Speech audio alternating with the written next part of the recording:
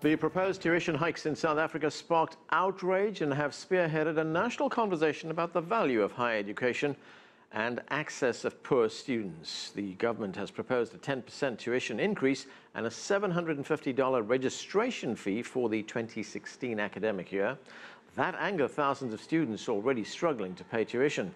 Students held rallies on university campuses, stormed the union buildings in Pretoria, and marched to the headquarters of the African National Congress. South African President Jacob Zuma swiftly gave in to the students' demands and announced a tuition freeze. On the matter at hand, we agreed that there will be a zero increase of university fees in 2016. For more analysis, we turn to CCTV's Angelo Coppola in Johannesburg. And Angelo, firstly, how is higher education financed in South Africa, and why did so many students take to the streets? Well, what's happening here is state funds accounts for around 50%. 25% comes from students who are actually paying tuition, and then 25% is raised from private funders. I'm told that the National Student Financial Aid Scheme has helped around 1.5 million students since it opened its doors, and they spent around $5 billion US there. Meanwhile, between 2004-2015, university funding improved from around $1 billion US to $3 billion. But it's still not enough. As to why so many students turned out en masse, well, I'd suggest that they'd probably had enough. It's taken them 21 years to wake up, some are saying. I'd suggest, though, that the theme resonated with students across the country. It was a clarion call. It highlighted a combination of problems that students and their families face, stemming from high unemployment, which is sitting at around 25%, some broken promises, and then many of them are trying to make ends meet. So it's a combination of a whole range of issues, Anand. So the South African President, Jacob Zuma, has relented on these tuition increases. It's going to be frozen for now. But how will his government make up for the economic shortfalls at public universities? Well, that's a great question. And the devil's probably going to be in the detail.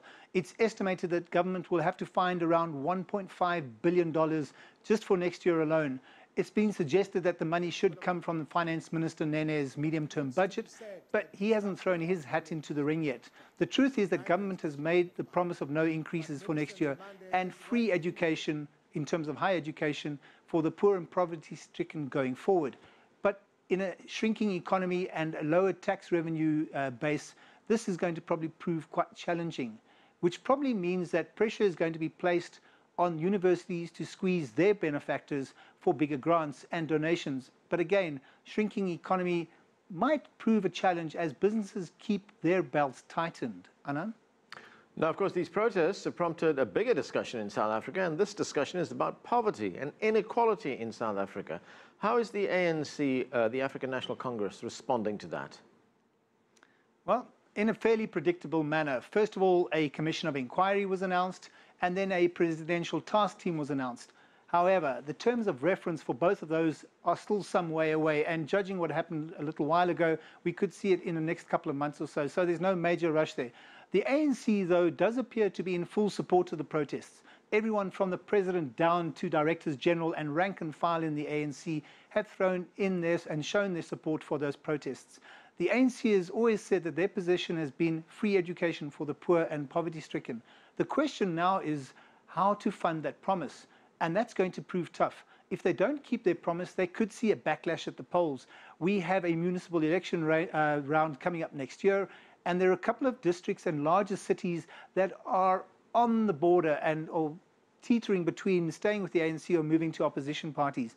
And that's going to happen if the students don't see their demands being met.